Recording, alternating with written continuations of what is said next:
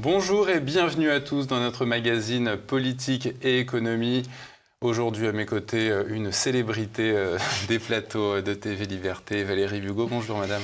Bonjour Pierre, merci beaucoup de me recevoir une fois encore. Une nouvelle fois Valérie Bugeaud, pour ceux qui ne connaissent pas notre invité, docteur en droit, ancien avocat fiscaliste reconverti dans la géopolitique, juridique et économique. Elle est également l'auteur de nombreux ouvrages, du Nouvel Esprit des lois et de la monnaie, coécrit avec Jean Rémy, La Nouvelle Entreprise, Les raisons cachées du désordre mondial et Demain dès l'aube, Le Renouveau, tous édités chez Sigest. Alors évidemment, Valérie Bugeaud, on va aujourd'hui parler de la gestion gouvernementale du Covid, on n'en finira jamais.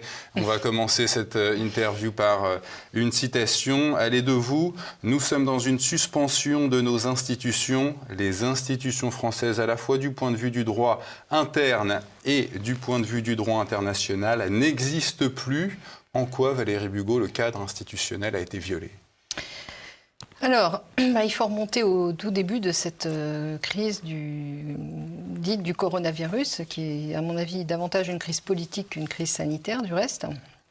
Avec la loi du 23 mars 2020, qui a été la première loi décrétant l'urgence sanitaire.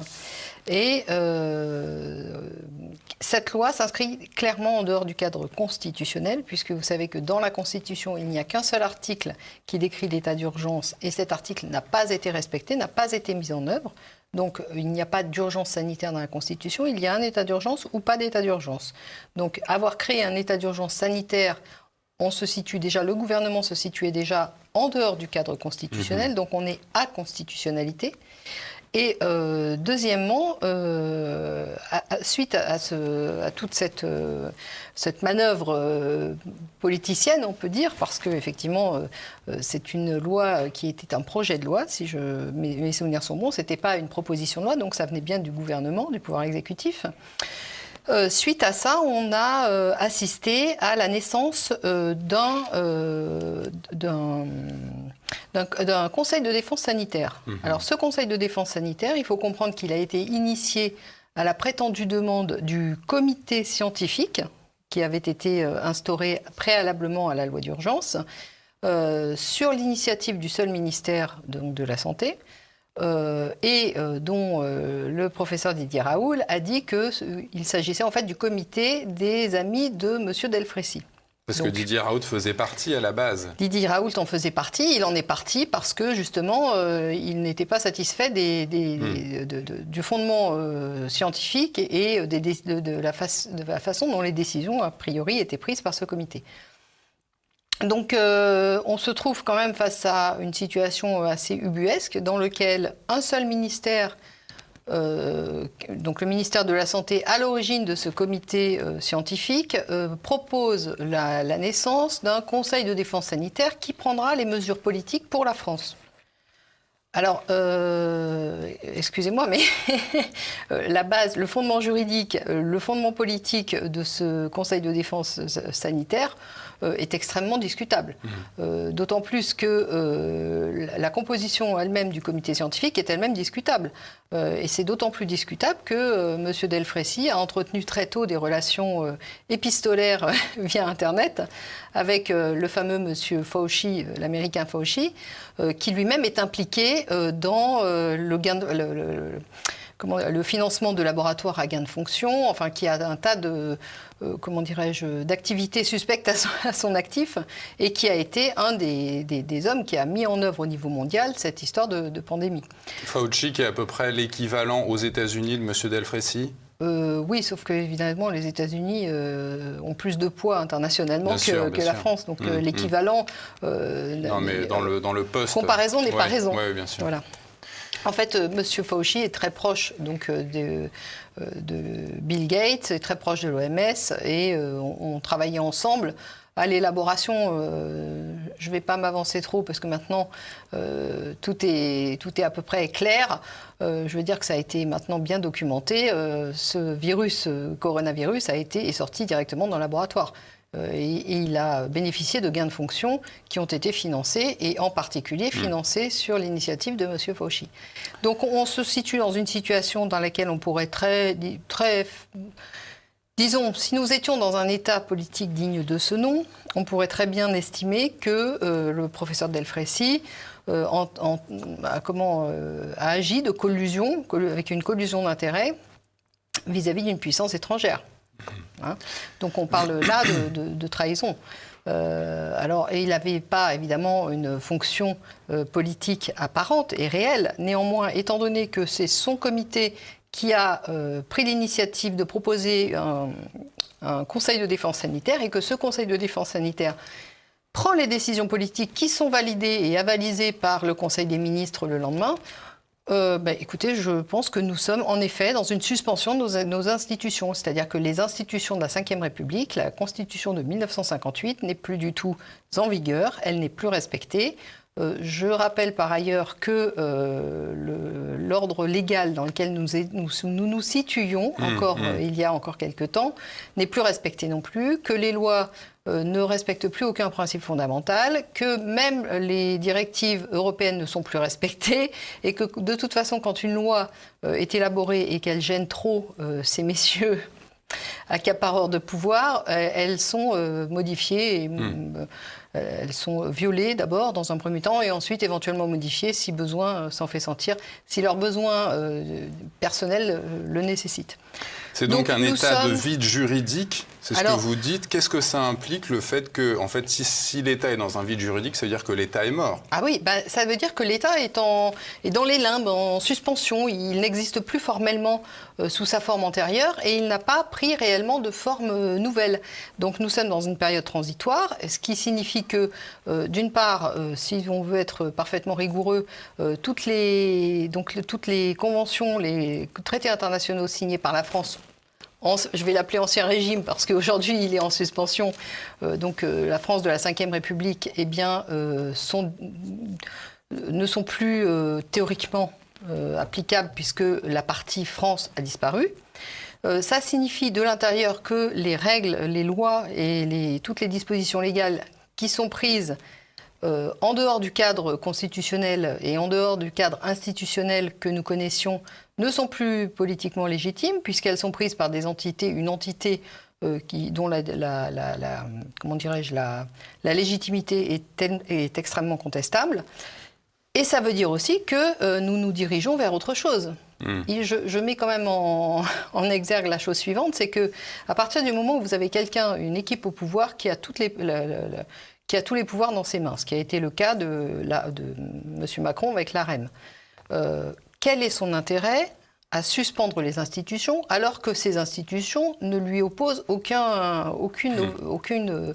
résistance, ne lui posent aucun problème pour adapter la politique qu'il souhaite? S'il a fait ça, c'est qu'il y a une arrière-pensée derrière, c'est qu'il y a quelque chose. On va faire donc un premier bilan. Donc vous fixez, Valérie Bugeaud, la date de la mort de notre État, de la Ve République, donc à cette première loi d'urgence sanitaire du 23 mars 2020. Oui, je situe formellement parce que vous savez comme moi... La date de mon anniversaire. Oh, mon Dieu. Alors là, c'est un anniversaire qui va rester dans l'histoire. Non, ce que je veux dire, c'est qu'il y a déjà eu évidemment des coups de canif dans le contrat de la Ve République, puisque vous savez bien qu'au moment où le traité de Lisbonne a été formellement validé par le Parlement, il ne respectait pas la volonté populaire. Donc déjà, à ce moment-là, il y avait un sérieux problème de légitimité politique. Néanmoins, à partir de cette loi du 23 mars 2020, nous assistons à une nouveauté qui est que le pouvoir politique, l'équipe dirigeante, l'équipe qui compose le pouvoir exécutif français, s'est affranchi définitivement de tout carcan institutionnel antérieur. Donc c'est une étape supplémentaire dans la destruction des institutions françaises. Ils se sont affranchis des règles de la Ve République au profit de puissances étrangères qui sont, selon vous, les États-Unis? Non, je ne dirais pas ça. Je ne pense pas que ce soit les États-Unis parce que je pense que nous sommes dans le pouvoir global, économique global, et qu'en réalité, nous avons dépassé le stade de nations et des États. Donc il ne s'agit pas d'État contre État, mais il s'agit des multinationales contre les puissances politiques qui composent les États et surtout les citoyens, enfin les habitants des différents pays. Donc nous ne sommes plus dans le cadre géopolitique que nous avions connu jusqu'à encore assez récemment, et en tout cas qui servait de coquille de coquille aux analystes géopolitiques, mais qui était déjà une coquille vide. Et ça, je l'ai bien expliqué à l'occasion de mon premier livre, justement, le premier tome, des raisons cachées du désordre mondial. En réalité, vous avez des grosses structures économiques qui ont pris le contrôle des États via la monnaie, via le système politique et également via surtout tout un système économique global.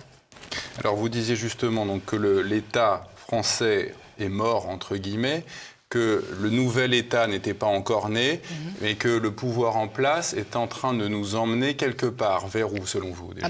Vers où on va le savoir très vite, parce que vous savez qu'en 2022, la France prend la tête de la présidence de l'Union européenne. Et donc, il semblerait que ce soit l'occasion rêvée pour intégrer notre feu État à l'empire européen, qui est un empire financier, je le répète, et qui vise à une intégration fédérale. Donc il faut se débarrasser des États unitaires, comme la France l'était, au profit d'un émiettement du territoire. Donc vous savez que Macron a signé le traité d'Aix-la-Chapelle il n'y a pas si longtemps, et qu'en effet, le premier Parlement franco-allemand est né à cette occasion. Donc je dois dire que l'émiettement du territoire est en bonne voie d'exécution, pour ne pas dire en cours de résolution, que l'objectif de Macron, il n'a jamais caché son objectif, puisqu'il a toujours parlé de souveraineté européenne et jamais de souveraineté française, en estimant que la France, il n'y avait pas de culture française. Enfin, je ne vous rappelle pas toutes les citations qu'il a faites à ce propos, parce qu'il n'a jamais caché en réalité ses objectifs, qui lui ont été fort probablement, même tout à fait certainement, dictés par ces puissances financières globales. Emmanuel Macron, le président, va donc prendre la présidence de l'Union européenne à partir du 1er janvier de l'année prochaine. Je ne suis pas sûre que ce soit le 1er janvier, je ne sais pas la date précise. En tout cas, à partir de... Il me semblait que c'était le 1er janvier. Oui, c'est possible. Qu'est-ce qu'il va faire concrètement une fois qu'il aura les rênes pour précipiter cette intégration ? Écoutez, déjà, je pense qu'il va en effet... quand on va sur le site du gouvernement, on se rend compte que l'objectif de l'intégration européenne renforcée, l'objectif de la France dans la direction de ces opérations, va être de renforcer la solidarité. Donc ça veut dire derrière de générer des impôts européens. Donc vous avez le projet Axis, qui est un projet d'assiette commune d'impôt sur les sociétés qui va être mis en œuvre. Ça fait plus de 10 ans qu'il travaille dessus, donc ça paraît assez probable. Emmanuel Macron travaille dessus? Non, que les grands groupes économiques et financiers travaillent à ce projet. Donc le projet Axis risque d'être mis en œuvre prochainement. Vous avez déjà l'Eurogène-Fort qui a commencé à être créé, qui va se renforcer. Et puis vous n'ignorez pas qu'on parle de force européenne, de plus en plus de force européenne. Et cette force européenne, effectivement... De force européenne de la défense, vous voulez dire? De force européenne, oui, militaire de défense. Donc je pense que ça va être les projets de Macron. Et comme l'État, il aura préalablement pris le soin de liquider la structure officielle de l'État français, je pense qu'une intégration dans le cadre de l'Union européenne fédérale sera facilitée. En tout cas, le terrain aura été préparé pour qu'il se dirige vers cet objectif-là. Alors, y aura-t-il des résistances ou pas? Je pense que... Il n'aura pas beaucoup de temps, parce que l'élection présidentielle, en théorie, doit se dérouler. Je vous vois déjà réagir, Valérie Bugeaud, en avril et en mai prochain. On ne sait pas encore, d'ailleurs, très bien comment ça va s'organiser. Il aura peu de temps, en tout cas, s'il est sorti de l'Élysée par le scrutin des Français, il aura peu de temps pour exécuter son plan. Je vais vous donner mon avis sur tout ça, qui n'est que mon avis personnel. Donc, encore une fois, je peux me tromper, je ne suis pas Madame Irma. Néanmoins, cet avis est étayé par de solides observations et solides connaissances du fonctionnement du système à la fois politique et économique. Donc, je dirais que d'une part, la future élection présidentielle n'est pas certaine. Pour moi, elle n'est pas certaine. Et que d'autre part, si elle a lieu, vous pouvez être certain que quelle que soit la personne qui sortira des urnes, que j'appelle les urnes funéraires, ça sera quelqu'un à la solde du pouvoir économique global. Donc que ce soit Macron, que ce soit n'importe qui d'autre, même une tête que nous ne connaîtrions pas... Marine Le Pen, Éric Zemmour... Absolument, tous ces gens-là travaillent dans le système... Le lieutenant de M. Attali, Audrey Tcherkov... Voilà. Donc en réalité, quelle que soit la personne qui émergera, si élection il y a, les rapports de force sont tels aujourd'hui, ils ont tous les leviers à leur disposition. Il n'est pas possible que cette personne ne soit pas à leur service. Le vote par correspondance, vous pensez qu'on va nous l'imposer pour 2022 ? Écoutez, probablement. En tout cas, c'est déjà. Disons que pour les élections antérieures, c'est ce qui s'est fait pour l'outre-mer, tous les Français de l'étranger. Donc, je pense que de toute façon, ce qui compte, ce ne sont pas ceux qui votent qui comptent, ce sont ceux qui comptent qui votent. Et ça, c'est une citation de Staline qui avait parfaitement compris le sujet. Et vous savez qu'aux dernières élections, les élections ont été consolidées donc à Austin, Texas. Donc il n'y a plus de souci à se faire pour les élections. Comprenez bien que les élections est un processus parfaitement maîtrisé par ces gens qui ont pris le contrôle de l'humanité et qui sont, encore une fois, je le répète, et je l'ai bien expliqué dans mon ouvrage, qui s'intitule « Les raisons cachées du désordre mondial », en réalité, ce sont les grandes structures économiques qui ont pris le pouvoir politique dans tous les États d'Europe occidentale. Valérie Bugeaud, on va faire une pause, on va revenir dans un instant. On évoquera notamment la réunion du club du Dolder. On en parle dans un instant.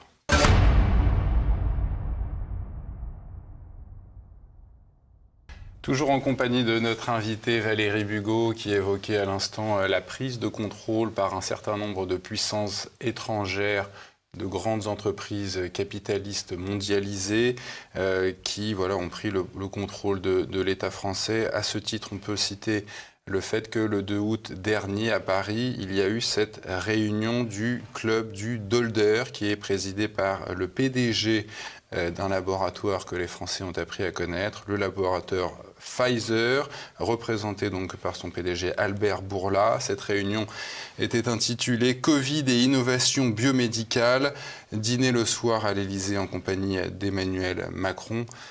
Ça commence à prendre forme, Valérie Bugeaud. Oui, alors je veux juste revenir sur une façon de présenter les choses. Quand vous dites que ce sont des puissances étrangères qui ont pris le contrôle des entreprises, les puissances étrangères n'existent plus en tant qu'entité politique. Donc en réalité, ce sont des puissances économiques apatrides. Elles ont ou pas une nationalité, mais ce n'est pas la nationalité qui est importante, c'est les puissances qui les contrôlent. Exactement. Ouais.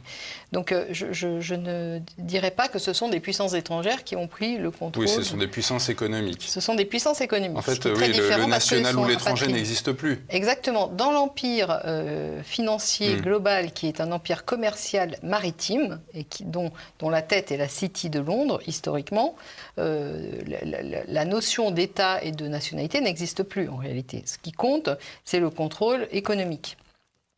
Donc, pour en revenir au club du Dolder, eh bien, nous sommes effectivement dans le vif du sujet puisque vous avez donc des entités de nature pharmaceutique qui se sont réunies en fédération, en quelque sorte, c'est un peu ça, et qui représentent en fait leurs intérêts particuliers, leurs intérêts donc capitalistiques, financiers, et qui se permettent d'interagir avec les chefs d'État. Donc, vous vous rendez bien compte que on ne parle plus d'État ou de chef d'État à chef d'État, mais d'entité économique à prétendu chef d'État qui n'est en fait qu'un relais de ces intérêts-là. Alors, je ne veux pas trop rentrer dans les détails, mais vous savez probablement aussi bien que moi que, quelle que soit la qualité de l'entreprise, c'est-à-dire qu'il s'agisse d'une entreprise pharmaceutique, d'une entreprise biomédicale, d'une entreprise énergétique, d'une entreprise alimentaire, d'une entreprise d'armement, on retrouve très souvent les mêmes actionnaires aux commandes et très souvent aussi ces actionnaires, en tout cas on a des actionnaires communs qui s'appellent Vanguard et BlackRock. Donc Vanguard est actionnaire de BlackRock, BlackRock actionnaire de Vanguard, mais personnellement je n'ai jamais réussi à trouver quelles étaient les personnalités physiques qui se cachaient derrière. L'anonymat des capitaux. Bien sûr, c'est un système économique qui a été mis en œuvre et que, une fois de plus, on appelle système capitaliste, mais qui n'est pas le reflet de la réalité. C'est le modèle capitalistique hollando-britannique. Et c'est tout à fait différent de ce qu'aurait pu être le modèle capitaliste continental. Le modèle rhénan de la cogestion ou le modèle qui aurait pu être un modèle français de la codécision, que je représente par l'entreprise, la théorie d'entreprise que j'ai élaborée, mais qui reprend les fondamentaux de la participation.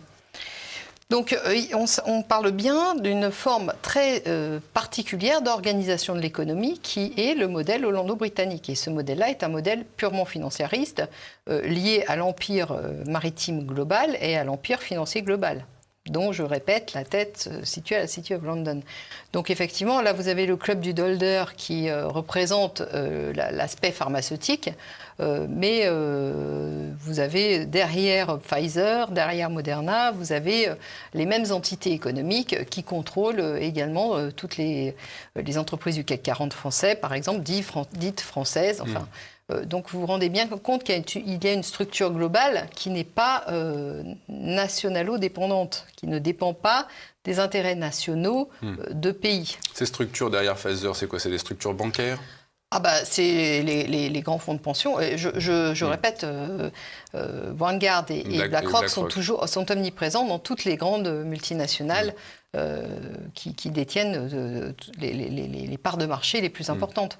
Donc, un autre passage que j'aimerais citer à nos téléspectateurs que j'ai trouvé sur votre site: ce qui se passe en France s'inscrit dans le cadre plus large de ce qui se passe au niveau international vis-à-vis des objectifs de Davos. Davos, c'est quoi? C'est le Forum économique mondial dirigé par Klaus Schwab. Est-ce que vous pouvez nous rappeler justement les objectifs de Davos? Je pense que c'est très clair. Klaus Schwab les a parfaitement élucidés en écrivant son livre sur le Grand Reset, la grande réinitialisation. Donc les objectifs sont parfaitement avoués. Il s'agit de réinitialisation économique, réinitialisation monétaire et nous découvrons réinitialisation biologique des individus avec contrôle intégral, y compris éventuellement de la pensée et en tout cas des actions.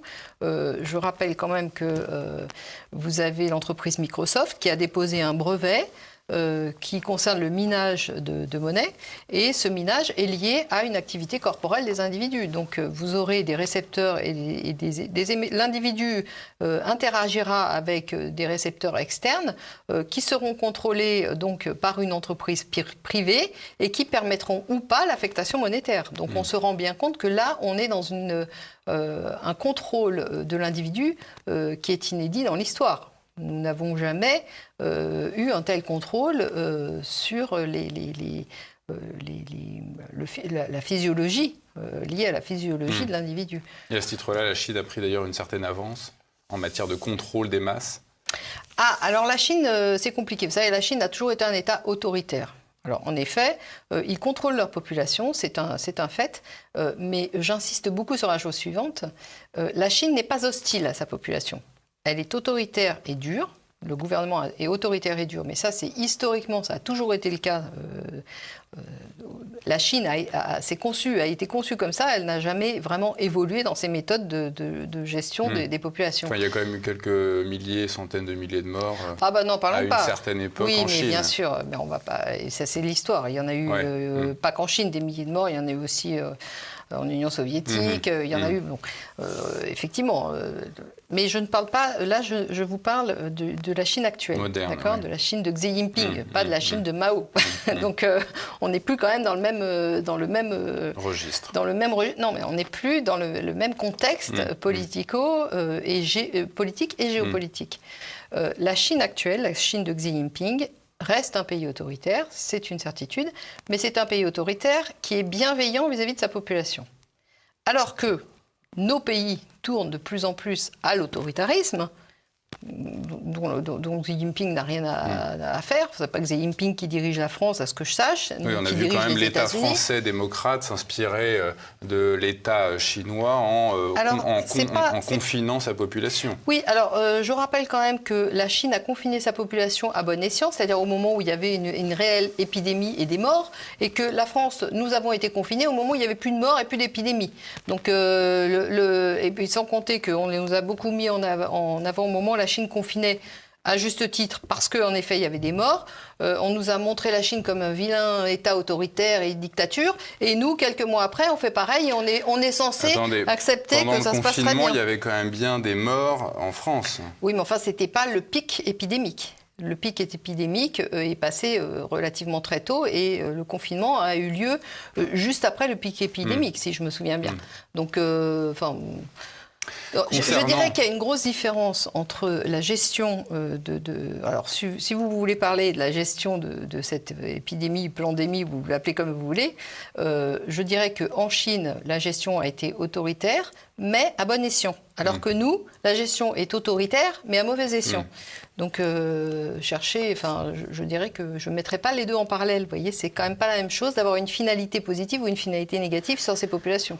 Concernant cette réinitialisation voulue par le Forum économique mondial de Klaus Schwab, c'est souvent une question que j'entends. Quel est l'intérêt pour les hommes de Davos de démolir les économies par la liquidation du patrimoine industriel et commercial, par la dette? C'est quoi l'intérêt pour eux de détruire tout, en fait? Écoutez, c'est pas l'intérêt, c'est le mouvement naturel, la pente naturelle de ce contrôle du monde qui est effectué depuis déjà 250 ans par les forces économiques globales. Ils ont toujours œuvré en sous-main et en prévoyant le moment où ils prendraient le pouvoir officiel. Et cette histoire de nouvel ordre mondial, de gouvernement mondial, est en effet le moment précis où le pouvoir officieux devient officiel. Donc c'est la raison pour laquelle des gens comme Nicolas Sarkozy avaient dit « personne ne pourra s'opposer à l'avènement du gouvernement mondial, nouvel ordre mondial, c'est un acquis ». C'est un acquis pourquoi? Parce que ces forces-là avaient déjà le contrôle officieux de nos États, mais qu'ils envisageaient de franchir l'étape du contrôle officiel. Rien ne pouvait les en empêcher puisqu'ils avaient supprimé tous les contre-pouvoirs, ils avaient préparé le terrain en supprimant tous les contre-pouvoirs politiques. Donc en effet, le grand reset de Davos s'inscrit dans ce vaste mouvement dont on peut estimer que la tête est finalement la Chambre de commerce internationale. Ce sont les grands commerçants, les marchands du temple, si vous voulez, qui ont pris le contrôle des populations, des États et de la politique dans tous les États affiliés à cette domination financiaro-monétaire qui se formalise sous la forme de l'empire maritime. Personne ne pourra s'opposer à l'avènement de ce gouvernement mondial, c'est ce qu'avait prononcé Nicolas Sarkozy, c'est ce qu'avait dit lors d'un discours Nicolas Sarkozy. Mais la Chine, est-ce que c'est pas l'exception justement à ce plan? On voit mal la Chine aujourd'hui s'unir sous la même bannière que les États-Unis. Je ne vous le fais pas dire. Effectivement, c'est justement ce que vous venez de mentionner. Le salut de l'humanité, c'est la Chine? Non, il ne faut pas voir les choses de façon trop manichéenne.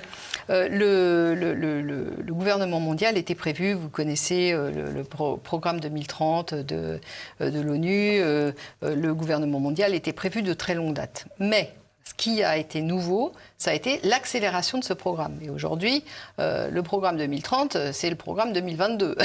Donc il y a eu une accélération subite de ce programme. Et pourquoi cette accélération a-t-elle eu lieu alors que, en fait, les élites dominantes avaient tout à y perdre?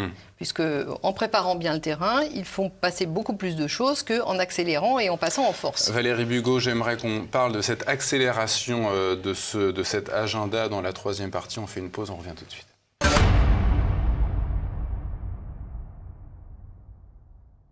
On continue notre tour d'horizon, toujours avec Valérie Bugeaud. Valérie Bugeaud, quant à l'établissement de ce gouvernement mondial, vous dites que les décideurs de ce plan ont accéléré leur projet. Pourquoi ?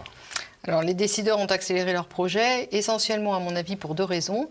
D'une part, suite au choc monétaire qui a eu lieu, qui est en cours, et à l'impossibilité pour le dollar de continuer en tant que monnaie mondiale, on a assisté au sein de l'Empire américain, au sein des États-Unis, à une scission entre les élites apatrides contrôlées par la City et qui sont des émanations de la City de Londres, qui sont des émanations de l'empire financier global, et les élites américano-centrées qui étaient pour développer la puissance américaine, mais en tant qu'État et en tant État-empire, mais en tant que structure géographiquement limitée. Et même si elle avait une domination sur le monde, c'était domination du modèle américain. Et ces deux élites ont commencé à se diviser. Premièrement, la vraie scission, la première scission a commencé avec l'assassinat de Kennedy. La deuxième scission très importante suite aux attentats du World Trade Center. Et la troisième scission avec cette histoire de Corona Circus. Donc, si vous voulez, ces trois événements-là ont scindé définitivement les élites américaines entre celles qui appartiennent au pouvoir financier global et celles qui sont américano-centrées. Donc, il faut comprendre que en interne, donc le pouvoir impérialiste maritime est contesté en interne. C'est la première raison. Et la deuxième raison, qui est peut-être encore plus importante, c'est que l'Empire chinois, sur lequel les élites financières avaient misé et qu'elles pensaient avoir soumise, commence à prendre le large. On commençait avec Xi Jinping à prendre le large parce que c'est la faction patriotique, une fois de plus, c'est la faction sino-centrée qui a repris le contrôle du pouvoir chinois contre la faction oligarchique qui avait pactisé avec les élites de l'empire financier. Et global. Pendant que les Américains font une espèce de petite guéguerre à la Russie, c'est la Chine qui met la main sur... qui était en tout cas de s'allier avec la Russie maintenant. Alors, il ne faut pas voir les choses comme ça. En réalité, ce qui s'est passé, c'est que les élites financières ont commencé à devenir plus agressives avec la Russie, parce que vous savez qu'en Russie, aujourd'hui, elle est contrôlée par... la tête de la Russie, c'est Vladimir Poutine. Et Vladimir Poutine a toujours maintenu un semblant d'équilibre entre la faction oligarchique occidentale et financière au centrée, autour de la City de Londres, de l'empire maritime dominant. Oui, Poutine avait été fait citoyen d'honneur de la City il y a quelques années. Et la faction patriotique qui se trouve majoritairement dans les forces armées et dans les services de renseignement de l'armée. Donc vous avez une faction oligarchique rattachée à l'empire global financier qui tient les contrôles, qui contrôle à la fois la monnaie et l'état civil en Russie. L'État au sens civil du terme, c'est-à-dire les différents ministères civils. Et vous avez l'armée qui est un contre-pouvoir très puissant et qui est plutôt patriotique et qui ne supporte plus du tout cette dépendance à l'empire financier.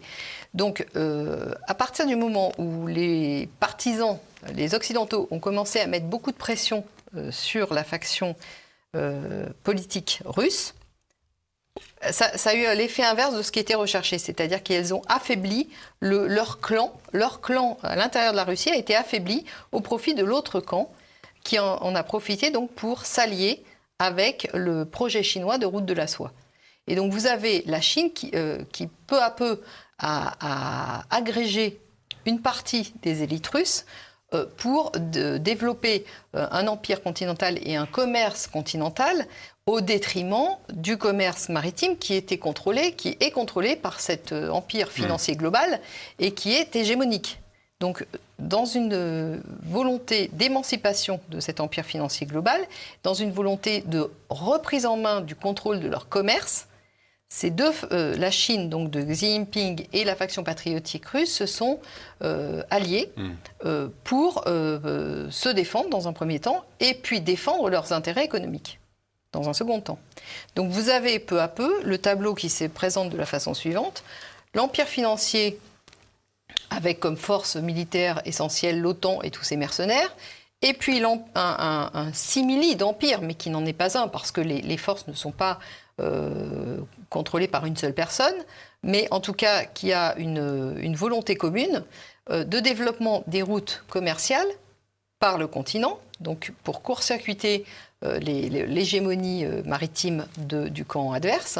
Et donc vous avez ces deux forces-là qui entrent en collision. Et qui entrent en collision pour des intérêts financiers, monétaires, économiques et également des intérêts culturels. Parce que la Chine n'a jamais supporter la domination occidentale et elle a aujourd'hui les moyens de mettre en œuvre un renouveau de sa propre histoire autonome et indépendante des valeurs que l'Occident lui a imposées jusqu'à aujourd'hui. Lorsque l'on sera sous l'emprise du gouvernement mondial dont vous êtes en train de nous dessiner les contours, je vous cite... Non, il est en grande difficulté, le gouvernement mondial, justement, c'est ça.